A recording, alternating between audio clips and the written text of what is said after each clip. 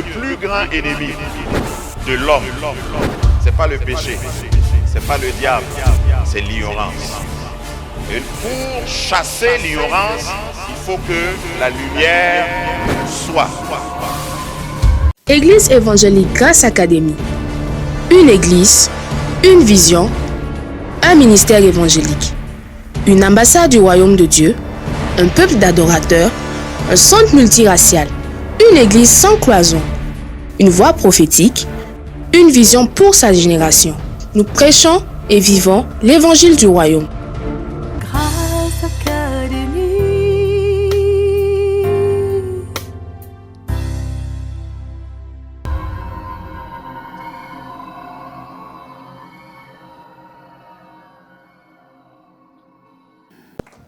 Il y a toujours de la place dans la maison du Seigneur, dans le royaume, pour que tu puisses t'exprimer. J'aime toujours le dire. C'est vrai, nous avons à titre indicatif des comités, des commissions, des départements, mais ce n'est pas exhaustif. Si ce que tu veux faire n'appartient ou ne relève d'aucun comité ou département, viens nous voir, propose ton idée et il y a de la place pour toi pour servir ton Dieu. Amen. Ce matin, je voudrais commencer, et je ne pense pas que je vais finir tout ce que je veux dire. Au moins, j'aurai en deux parties à vous donner ce message. Je vais parler des niveaux de gloire. Nous sommes toujours dans ce thème. Nous voulons parler des étapes et des niveaux de gloire. Étapes ou niveaux, comme vous l'entendez. Parce que lorsque nous disons de gloire en gloire, il y a des étapes. D'ailleurs, le symbole et la vision, le visuel que j'ai reçu du Seigneur, c'est l'échelle. De gloire en gloire veut dire d'abord qu'il y a des niveaux, il y a des degrés, ou si vous voulez, des dimensions de gloire dans tous les domaines.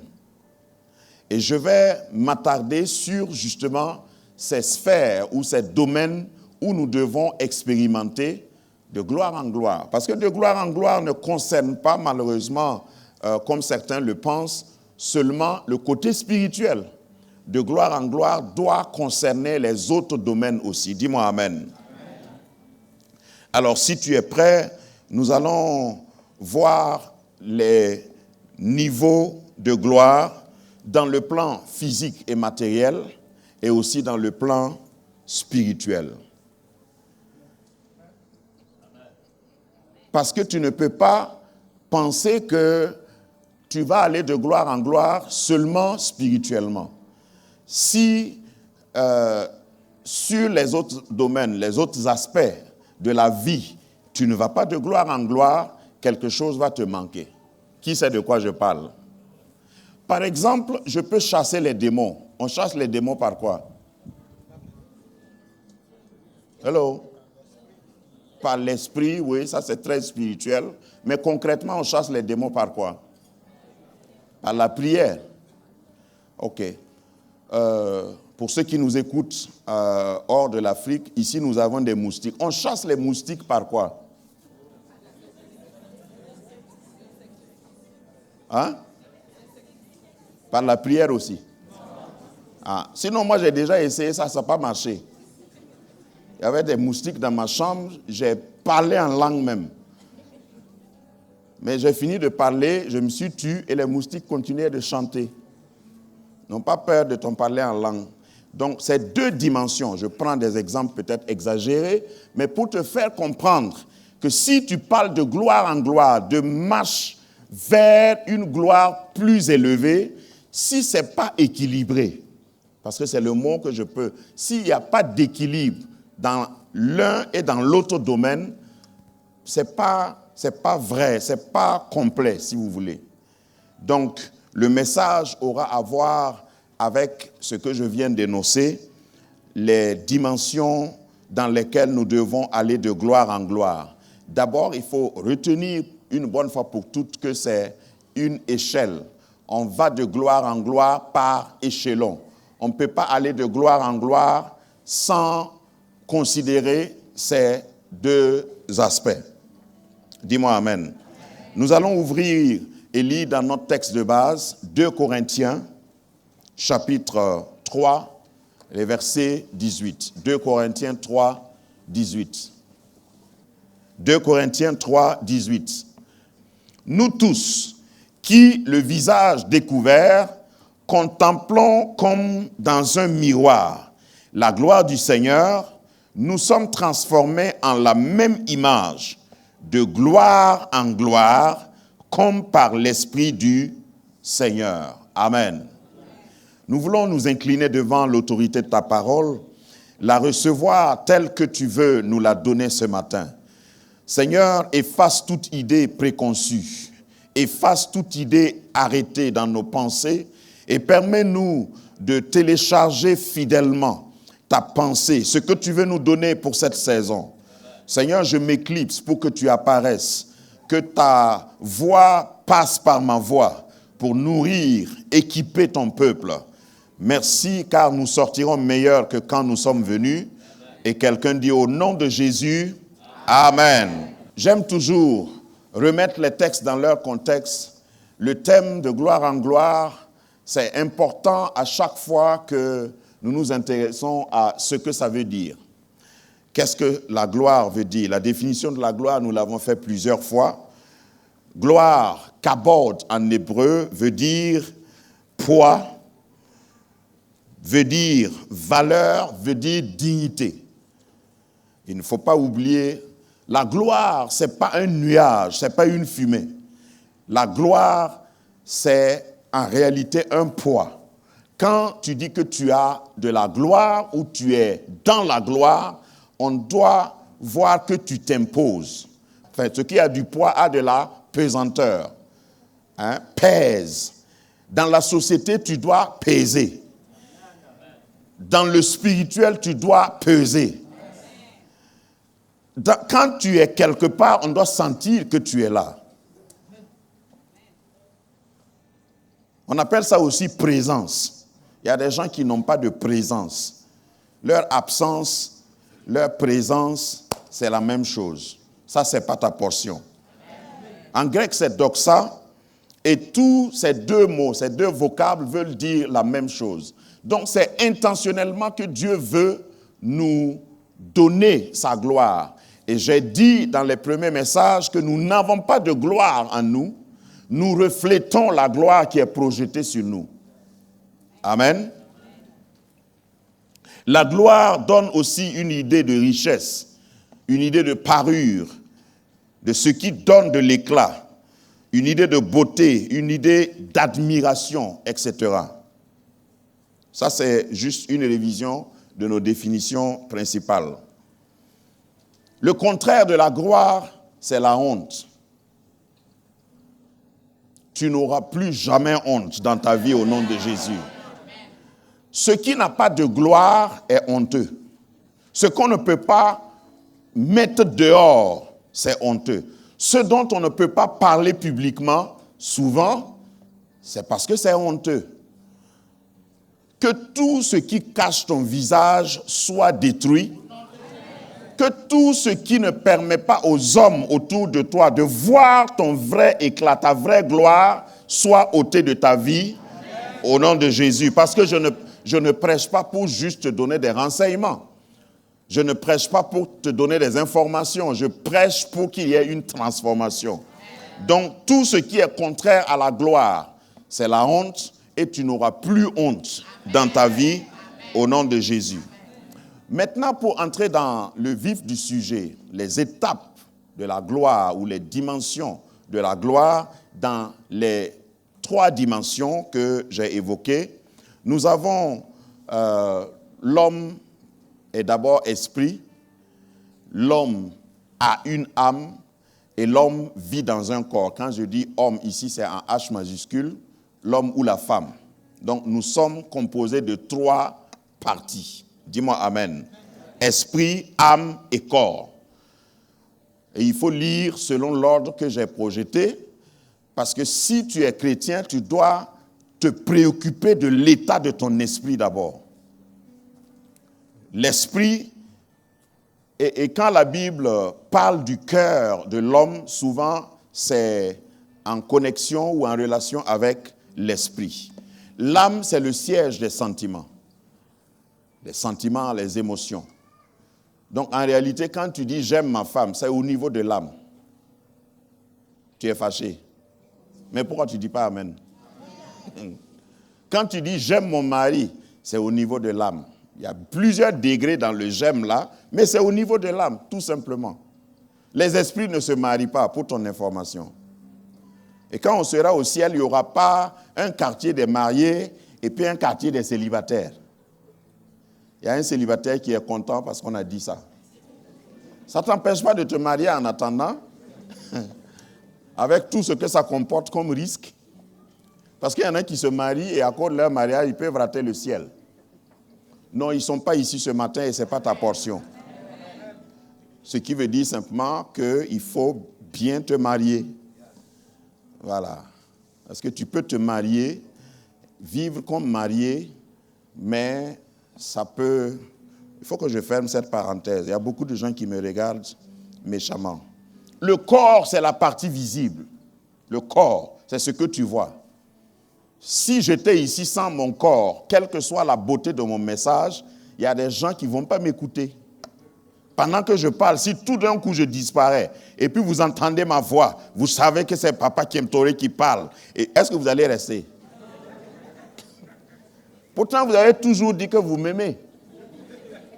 Donc, le corps aussi est important, et le corps physique, visible, est important. Pendant que nous sommes sur cette terre, nous avons besoin de notre corps. Donc, il ne faut pas être trop spirituel au point de négliger ton corps. Et chaque fois que tu viens ici, habille-toi bien, hein, comme ce matin. Voilà, vous êtes tous beaux et belles. C'est vrai que pour les hommes, la beauté n'est pas importante. Pour un homme, pourvu qu'il soit riche, ou bien les femmes, on s'en fout de la beauté d'un homme.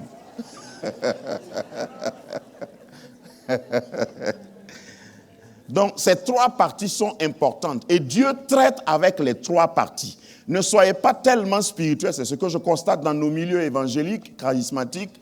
Nous sommes tellement spirituels que nous négligeons les aspects âme et corps. On veut presque planer, on ne veut plus marcher sur le sol, sous prétexte d'être conduit par l'esprit. Ce n'est pas ce que la Bible dit. La Bible tient compte, tant que tu es sur cette terre, des trois domaines. Dans la semaine, j'ai fait plusieurs interventions et dans une des interventions, je disais, si Dieu te donne même une prophétie et t'appelle par ton nom,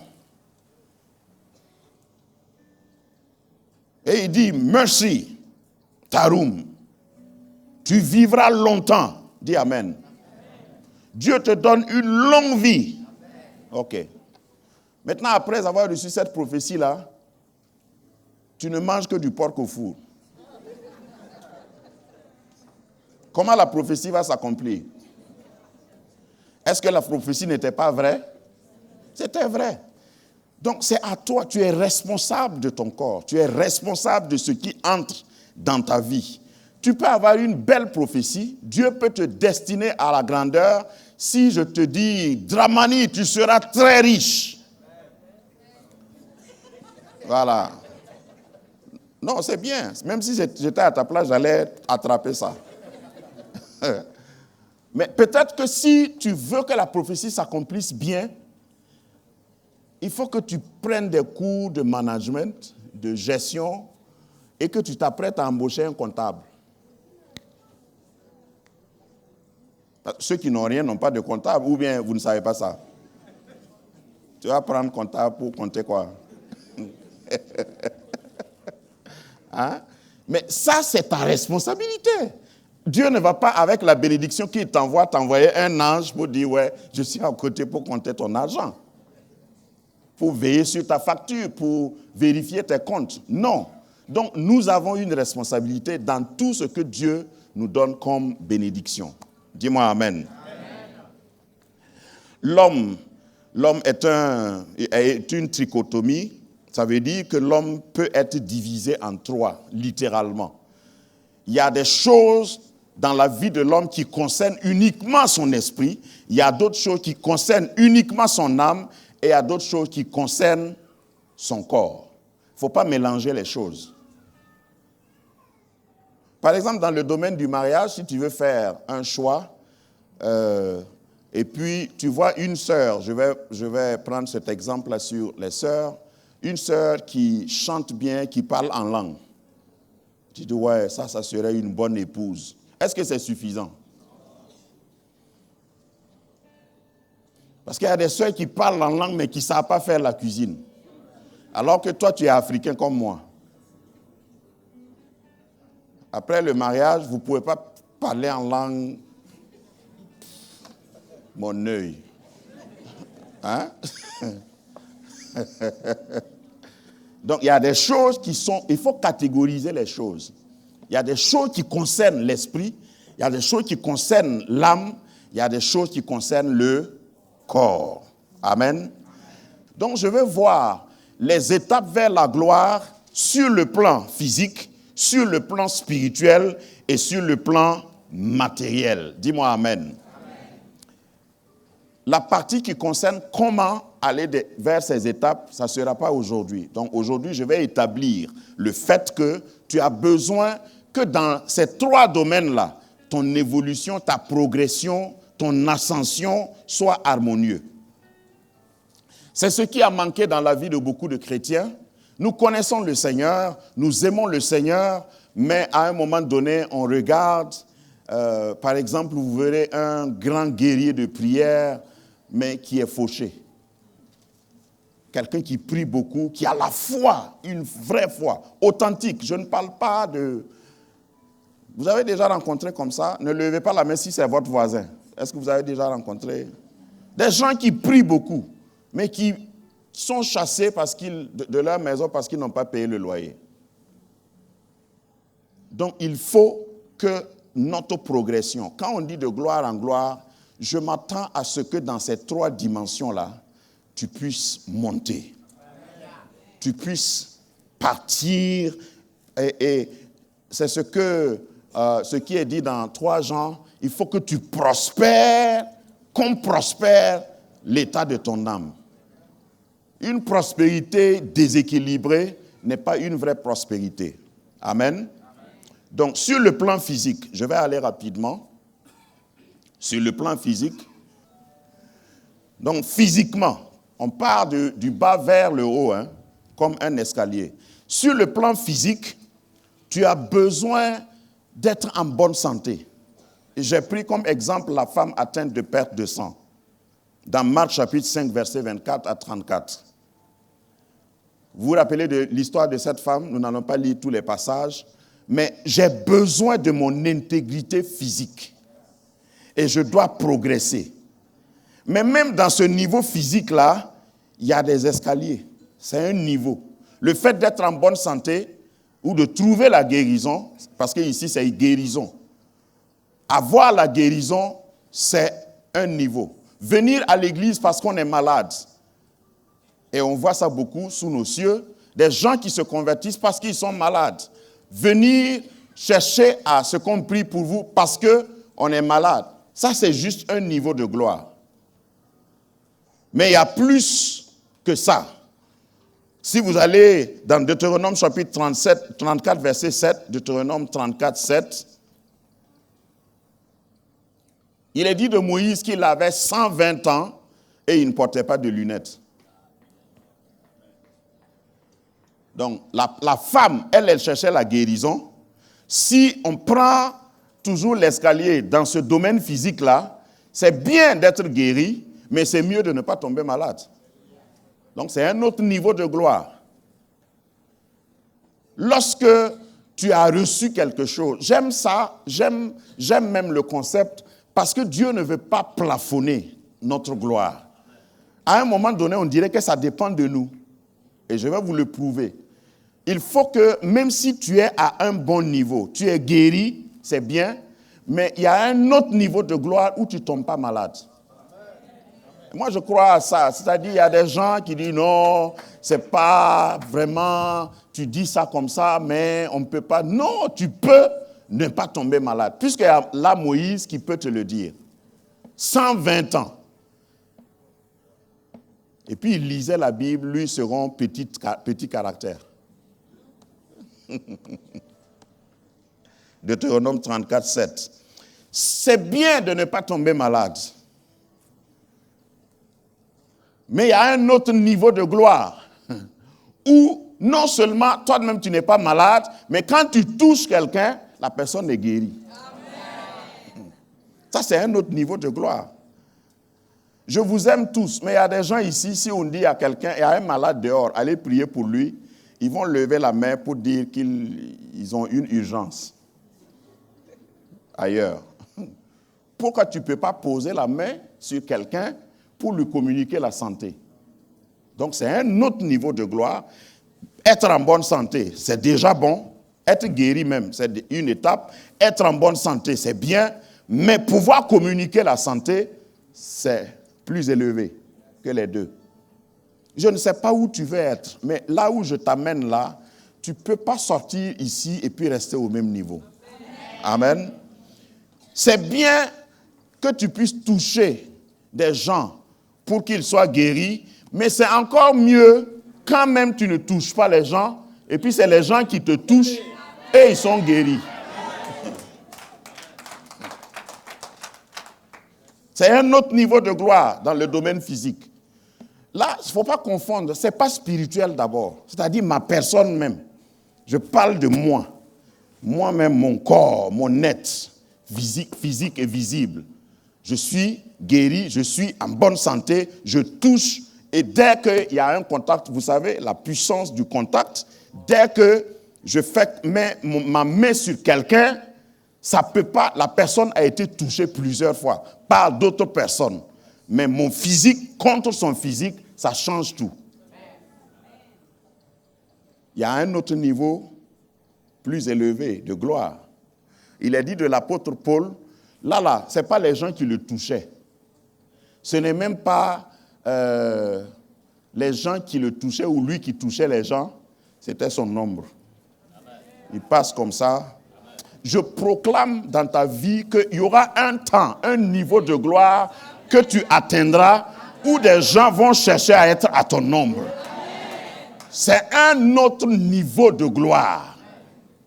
C'est-à-dire, tu es quelque part et puis à cause de toi, tous ceux qui sont là sont bénéficiaires, sont bénis. Consulte Paul dans Acte 28. Tu verras que l'apôtre Paul, parce qu'il était dans un bateau, le bateau a coulé, et Dieu vient le réveiller et dit, non, je donne la vie de tous ceux qui sont dans le bateau là à toi. Personne ne périra. Voilà, parce que toi tu es là, tous ceux qui sont là, et ceux qui étaient là n'étaient pas des saints, ce n'étaient pas des gens qui aimaient le Seigneur. Mais à cause de toi, à cause de quelqu'un ici qui a une foi radicale comme je l'ai aujourd'hui, ta famille va bénéficier. À cause du fait que quelqu'un porte le même nom que toi, que quelqu'un est dans la même voiture que toi, que quelqu'un est dans le même service que toi, il y a des calamités qui peuvent venir, mais à cause de toi, ces personnes seront sauvées. Le service sera sauvé. Je déclare dans ta vie que dans ta famille, il y a des gens qui vont commencer à aimer ta compagnie. Parce que là où tu es, il y aura la santé. Il y aura la vie. Qui t'a dit que Dieu nous confond? Dieu nous distingue bien même. Il y a des gens que Dieu délègue des anges pour protéger. Il te gardera dans ta marche. Il te protégera. De peur que ton pied ne se heurte à une pierre. Ça, ce n'est pas pour tout le monde. Donc, lorsque tu connais ta position, tu ne peux pas te contenter d'une gloire. Non, ça va, j'étais malade, je suis guéri. Ça, c'est juste un petit niveau. Il faut que ton ombre, il faut que ta présence domine sur d'autres présences. Il y a un niveau de gloire où tu arrêtes même de faire de longues prières. Il y a un niveau de gloire Ou quand tu pars et puis on dit le terrain est hanté, le terrain est démonisé. Quand tu arrives, tu ne pries pas. Ta seule présence. C'est-à-dire, tu arrives, tu marches, et puis les gens ont peur. Et puis ici, là, on ne monte pas. Tu dis, pourquoi? Pourquoi on n'entre pas ici? À cause de quoi? Regarde, je prie que Dieu t'amène à ce niveau de gloire. Que tu ne luttes pas, que tu n'aies pas besoin de gesticuler dans ton bureau. Quand on va t'affecter, tu arrives quelque part, tu rentres seulement. Ta présence annule d'autres présences. Ta présence annule la présence des esprits méchants. Ceux qui t'ont piégé vont constater que leur piège ne fonctionne pas. Simplement parce que tu es arrivé là, ton pied a foulé le sol et mon Seigneur me dit, tout lieu où foulera la plante de tes pieds, je te donne cela en héritage. Reçois cette grâce pour prospérer au nom de Jésus. Amen. Il y a plus glorieux encore. Actes chapitre 5, verset 14. C'est ce que je disais tout à l'heure. Lorsque ton ombre, tu passes quelque part et puis ton ombre. Vous imaginez que ceux qui opéraient dans ce contexte-là, ils regardent le soleil comme ça. Et eux-mêmes, ils regardent leur ombre. Ils disent, c'est vers ici que son ombre-là va être. Comme il est en train d'aller comme ça. Et puis, ils viennent coucher leurs malades. Avant l'arrivée. Avant ton arrivée, on va faire un dispositif. Pour permettre à ton ombre de relever des malades. De guérir des infirmes. Ça, c'est sur le plan physique. Donc, donne de l'importance à ton physique. Aller de gloire en gloire, physiquement, tu vas aller de gloire en gloire. Il y a quelqu'un ici à qui je m'adresse. Tu vas dire bientôt ton âge à quelqu'un, et puis ils vont dire, c'est pas vrai. Parce que tu seras plus jeune que ton âge. Je parle du domaine physique. Ça existe. Que la lumière soit. Grâce Académie.